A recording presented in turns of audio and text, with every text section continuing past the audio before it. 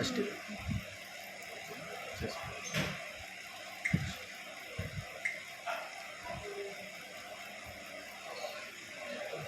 Add అయిపోయింది.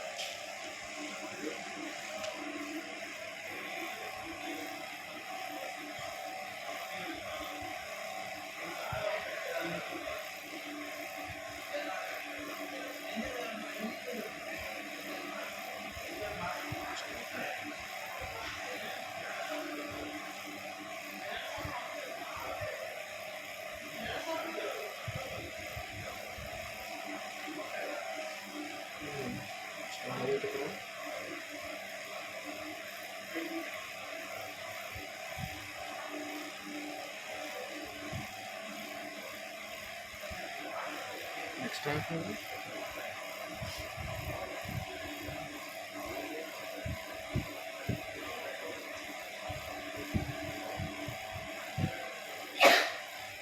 మీ దగ్గర already port ఉందా?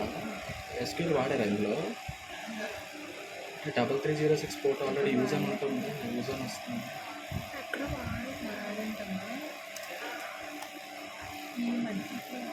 3307 గుర్తుపెట్టుకోండి ఒకసారి పోర్ట్.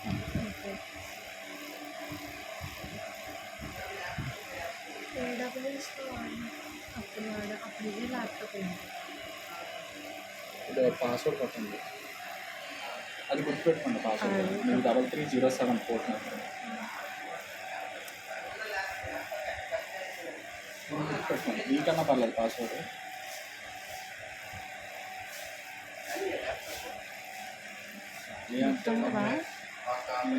ప్రాజెక్ట్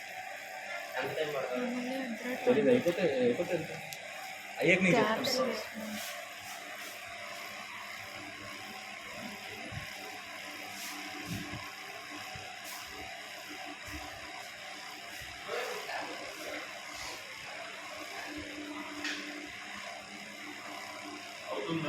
ముందు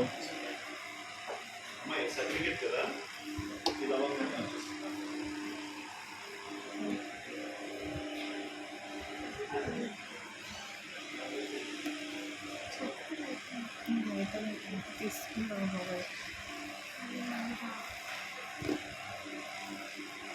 ఇదన్నమాట మీరు ఎస్క్యూఎల్ డేటాబేస్ ఆల్రెడీ మీ దగ్గర ఉంది 3306, అందుకే ఓకే.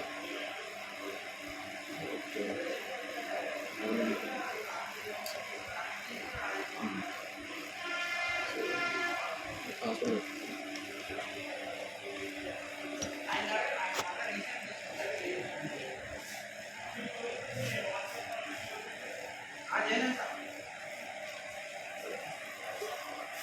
సో ఇది మీ డేటాబేస్ అన్నమాట. సో ఇప్పుడు ప్రాజెక్ట్ ఎందులో డౌన్లోడ్ చేయండి.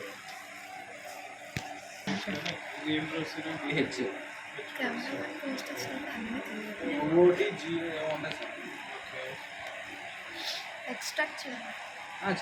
అదే అది చేసినప్పుడు వేరే ఫోల్డర్లో పెట్టుకోండి. చేశారు బాగుంటుంది. అది కూడా విండోస్ లెవెల్ మీకు కొత్త ల్యాప్టాప్స్ విండోస్ 11తోనే ఉంటుంది. అది ఏవైతే లేటెస్ట్ వేస్తే ఆర్తోనే పడుతుంది. ర్యామ్ కూడా తీసుకోండి. సో ఇప్పుడున్న కొత్త ల్యాప్టాప్ వేసి బెటర్ అంటారు. డెవలప్దా తెలుసా డెవలప్ హెచ్పి కూడా పెట్టేసి అయిపోయింది. డీలో పెట్టండి. 11 సార్, అది కూడా 11 తెలిసిపోతుంది సార్. మీరు 10 అయితే మీకు విండోస్ ఎక్కడ వస్తుంది? 11 చూడండి సార్. ఇదే కదా మీ ప్రాజెక్ట్. దాన్ని క్లిక్ చేసాక ఇక్కడ సిఎండి అని కొట్టండి.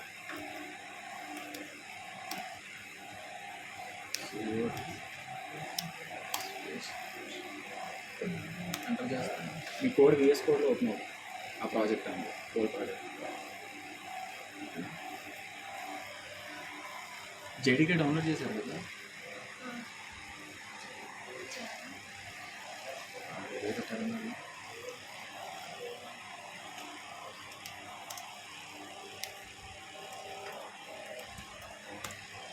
Okay 0.8 okay.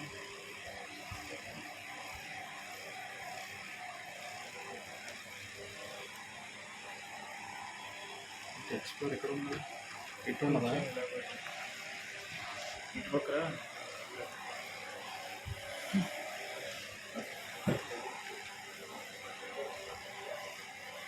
సో ఇందులో మీరు కొన్ని చేంజెస్ చేయాలి ఇప్పుడు. అటు పూజ వాళ్ళ ఇమేజ్ కనబడుతుంది.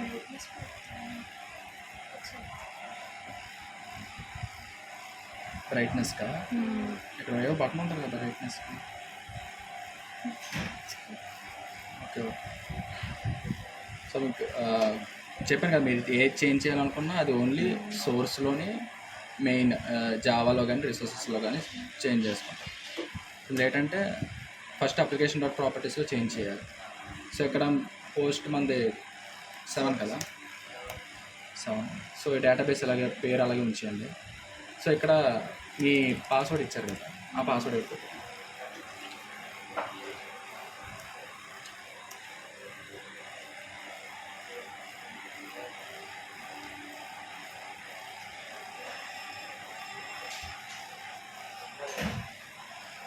అంతే ఇంకా. సో ఇప్పుడు ఈ పేరుతో మనం డేటాబేస్ క్రియేట్ చేసుకోవాలి. ఏంటంటే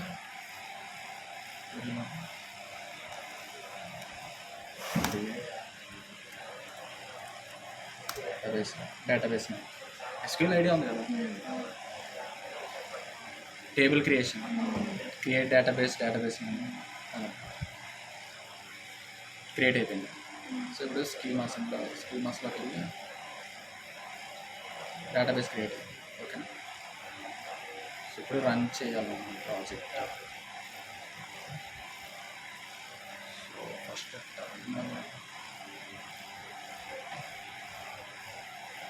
ఆల్రెడీ ఆ ఫైల్స్ ఇందులో పెట్టారు విఎస్ కోడ్లో. ఇదే ప్రాజెక్ట్, ఇదే మీ ప్రాజెక్ట్.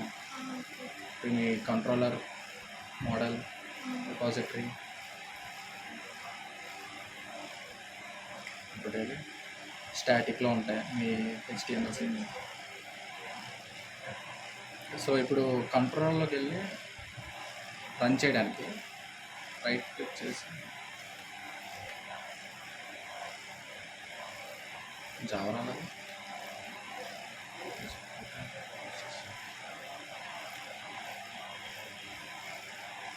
ఎక్స్టెన్షన్స్ జావా లేవా?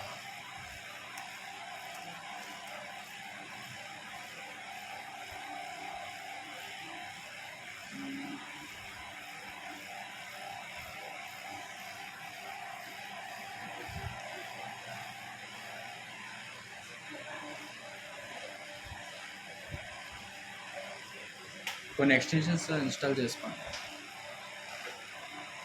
ఒకటి మ్యాథన్, ఒకటి డీబగ్గర్ కూడా ఎక్స్టెన్షన్ ప్యాక్.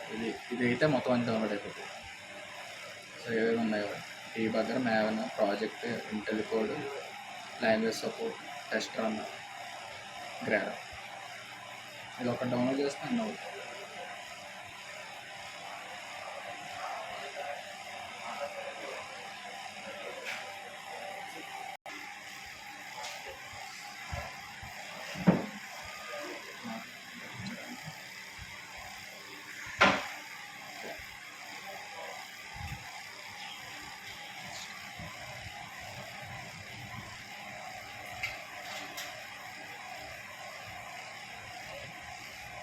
అంటే జేడీకే 2 ఉంటాయి, ఒరాకిల్లో ఒకటి, ఎక్లిప్స్ ఒకటి. ఏదైనా డౌన్లోడ్ చేసుకోవచ్చు.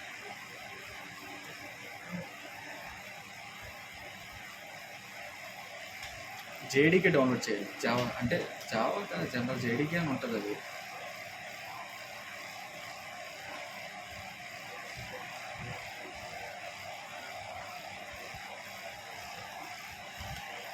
మళ్ళీ ఇప్పుడు వచ్చింది రన్ జావా.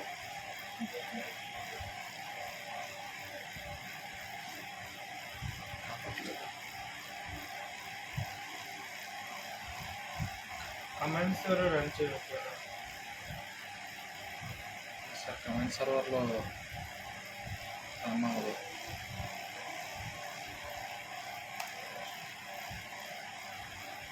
అంటే ఇది ఎంబిఎన్ ద్వారా రన్ చేయాలి సార్. కమాండ్లో అలా అంటే మనకు తెలియదు ఎలా అవుతుందో. టెర్మినల్లో కూడా టెర్మినల్ ఏంటంటే ఇక్కడ పవర్ షెల్ చూపించేస్తుంది, జనరల్ జావా చూపించాలి. అప్పుడు ఎంబిఎన్ అని కొట్టామనుకోండి,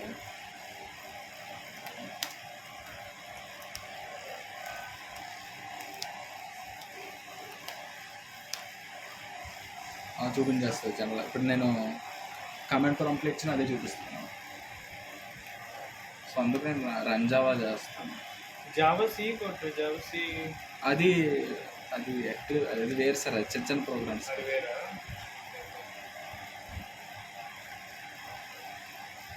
సో ఇది ఫ్రేమ్వర్క్స్లోకి వచ్చేసరికి కమెంట్స్ మారిపోతాయా? మాకు ఫ్రేమ్వర్క్ కమెంట్స్ ఉంటాయి. Okay okay.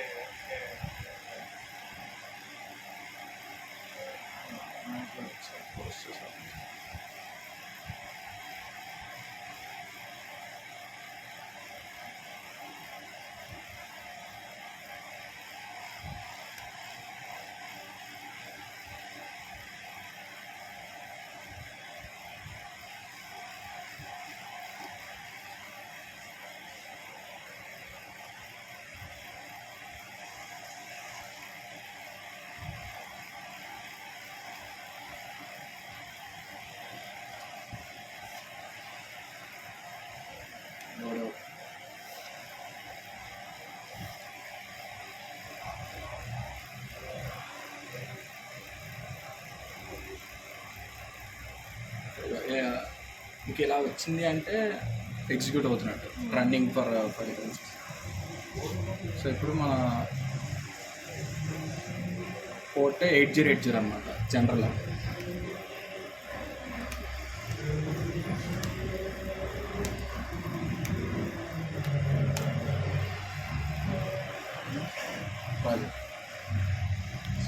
మీరు ఇక్కడ యాడ్ చేసుకొని చేయండి ఒకసారి, వర్కౌట్.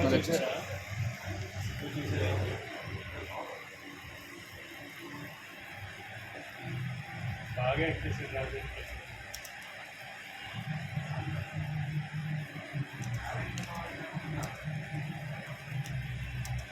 అన్నది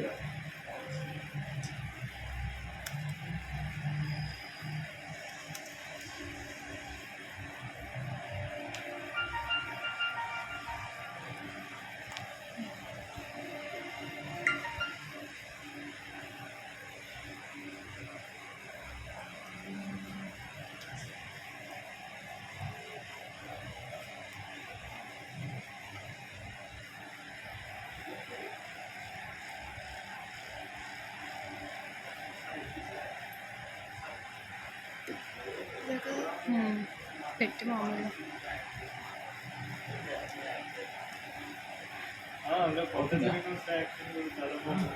అదే కాకుండా వస్తున్నాయి, చూపిస్తుంది.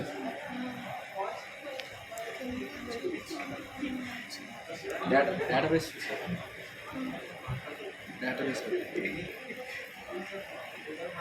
సో చెప్తాను, చివరన ట్రయాంగిల్ సింబల్ కనిపిస్తుంది, గ్రీన్ ఈవెంట్స్ పక్కన. అది ఎక్స్ప్లెయిన్ చేయండి. సేమ్ టేబుల్స్లో కూడా దానికి ఈవెంట్కి రైట్ సైడ్లో మీకు ఒక సింబల్ వస్తుంది సార్, టేబుల్ సింబల్.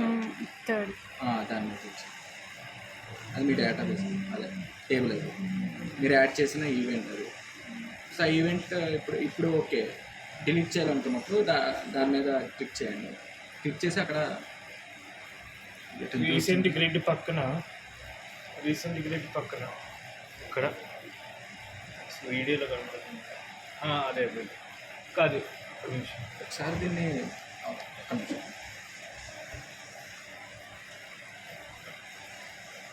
ఓకే, ఇదన్నమాట ఈ సింబల్ అదే రెడ్ కలర్ ఉండాలి కదా.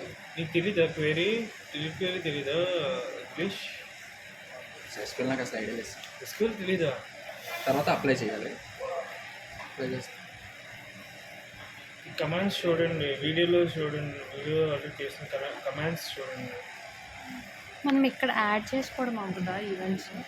ఇక్కడ ఈవెంట్స్ యాడ్ చేసుకుంటే మళ్ళీ మీకు సర్వర్ దగ్గర ఇష్యూ వచ్చేస్తుంది. డైరెక్ట్గా అక్కడ అంటే యాడ్ మీకు చేస్తే చెప్తాను చూడండి. ఎందుకంటే ఇక్కడ యాడ్ చేస్తే ఇక్కడ ప్రాబ్లం వచ్చేస్తుంది. చెప్తాను ఒకసారి యాడ్ చేయండి, మళ్ళీ ఈవెంట్ యాడ్ చేయండి. ఇక్కడ యాడ్ చేస్తుంది కదా, డైరెక్ట్ డేటాబేస్లోకి వెళ్ళిపోతుంది. నార్మల్ క్లాస్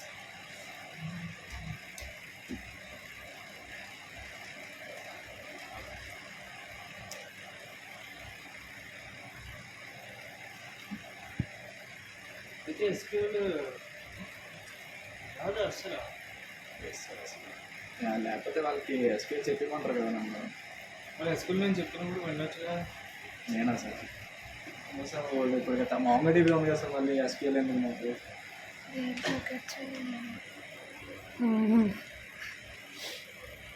మంగోడీబీలో ఏంటి పెట్టింది ఎడిట్ అవుతుంది అంటావా? క్రియేట్ కమాండ్ ఏంటి మంగోడీబీలో? క్రియేట్ స్కీమా సార్, క్రియేట్ అక్కడ స్కీమా కొడుకు క్రియేట్ స్కీమా స్కీమా అని అనేవి వచ్చిందా? దాని లోపల నేను కాకపోతే ఇది రాలేదు నాది. బ్రాకెట్ ఓపెన్ చేసుకుని మరి ఇది ఇవ్వలే కదా. బ్రాకెట్స్ నేను డైరెక్ట్ కాలమ్స్ అవన్నీ నేను కోడ్లో ఇచ్చేస్తాను. ఓకే, కోడ్లో వేస్తావు. ఇక్కడ ఓన్లీ మంగోడీబీ ఇది సెలెక్ట్ ఇది select చేసి upload కోడ్ ద్వారా అయితే చేశాను. అంటే ఇప్పుడు నోడ్లో చేస్తాం కదా, నోడ్లో నేను మోడల్ డాట్ జేఎస్ అని క్రియేట్ చేసుకుని ఆ జేఎస్లో నేను క్రియేట్ స్కీమా ఓకే. సో ఆ డేటా టైప్స్ ముందు జావాలో ఇంటిగ్రేట్ చేస్తారు. అదే స్ట్రింగ్ నేమ్ అని ఇది లింక్ ఉంటే బాగుంది కదా, అలా లింక్ ద్వారా వాళ్ళు స్ట్రింగ్స్ అన్నారు. సో ముందుగానే డిక్లేర్ చేస్తారు. అందులో డిక్లేర్ చేస్తాను. సో నా ఏం ఉండదు, క్లస్టర్లో ఆటోమేటిక్ యాడ్ అయిపోతాయి. అది ఓకే, రైట్. యాడ్ అవ్వదు కదా. ఒకసారి అది డేటాబేస్ చూపించారు. చేస్తాం.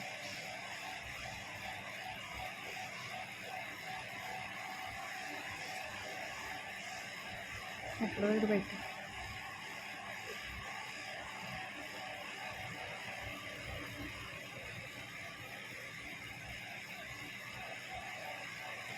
అయిందా? ఒకసారి డేటాబేస్ అది అయిందా, వచ్చిందా? ఓకే. సో ఇక్కడ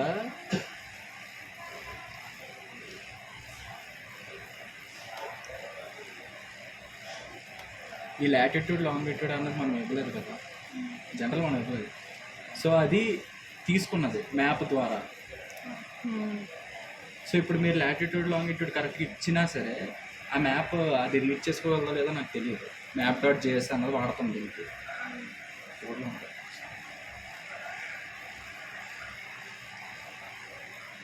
మ్యాప్ ద్వారా తీసుకోవాలి, మ్యాప్ ద్వారా ఇవ్వాలనుకున్నది నేను ఇది వాడతాను అన్నమాట. సో ఇది మరి ఇది ఎలా తీసుకుంటుందో నాకు తెలియదు. సో ఇప్పుడు మీరు ట్రై చేశారు అనుకోండి, అక్కడ ఎర్రర్ వచ్చేస్తుంది మళ్ళీ. అంటే అప్లోడ్ చేసింది, సో మళ్ళీ దాన్ని డిలీట్ చేసుకోవచ్చు, మీరు ప్రాబ్లం ఏం లేదు. ఆ డేటాను డిలీట్ చేసుకోవచ్చు. కానీ చెప్తున్నాను అంటే ఇప్పుడు ఇక్కడ క్రోమ్లో లోకల్ హోస్ట్ 8080 ఇస్తేనే ఇది ఓపెన్ అవుతుంది. అవును, ఎప్పుడు ఇది రన్ చేసినప్పుడే, ఈ ప్రాజెక్ట్ రన్ చేసి అక్కడ లోకల్ హోస్ట్ 8080 అని ఇచ్చినప్పుడే అవుతుంది, లేకపోతే అవ్వదు. వెబ్సైట్లో ఏముందా? పోస్టింగ్ చేయాలి. పోస్టింగ్ చేస్తే మీకు ఒక వెబ్సైట్ వస్తుంది. అంటే క్లౌడ్లో హోస్టింగ్ చేయాలి. అంటే ఇప్పుడు ఇది మీ సిస్టంలో ఉంది కాబట్టి రన్ అయిపోతుంది. మీ సిస్టంలో ప్రాజెక్ట్ ఆ ఫోల్డర్ అనేది మీ సిస్టంలో ఉంది. సో ఇప్పుడు మన సార్ సిస్టంలో లేదు, మరి ఎలా రన్ అవుతుంది? రన్ అవుతుంది. సో అది ఒక క్లౌడ్లో పెట్టామనుకోండి ఆ ప్రాజెక్ట్ ఫోల్డర్ అనేది, అందరిది వర్కౌట్ అవుతుంది. సో ఇప్పుడు మీ సిస్టంలో మీరు జావా అన్ని ఇన్స్టాల్ చేస్తారు కాబట్టి రన్ అవుతుంది. సో ఆ క్లౌడ్లో ఇన్స్టాలేషన్స్ అవుతాయి అవ్వవు కదా. సో దానికి మళ్ళీ చేంజెస్ ఉంటాయి. ఏడబ్ల్యూఎస్లో గట్రా చేస్తారు ఆ చేంజెస్ అన్ని. చేంజెస్ ఏమీ అవసరం లేదు. ఈ వెబ్సైట్లో అంటే ఫోల్డర్స్ అన్నీ అక్కడ పెట్టాలి. పెట్టిన తర్వాత మీకు ఇంకేం యాడింగ్స్ ఉండవు అసలు. ఇప్పుడు నేను జావా ఆ యాడింగ్స్ ఫైల్స్ అన్నీ అక్కడ యాడ్ చేయాలి. అది చేశాక అప్పుడు డిప్లాయ్ అయ్యి మీకు లింక్ ఇస్తుంది. ఆ లింక్ మీ సర్వర్ అదే పేస్ట్ చేసుకోవచ్చు అన్నమాట. ప్రస్తుతం మినీ అదే మినీ కాదు మ్యాక్స్ పెద్ద ప్రాజెక్ట్ అన్నా సరే డిప్లాయ్మెంట్ చేయలేము. చేయాలంటే AWS ఉండాలి. మీ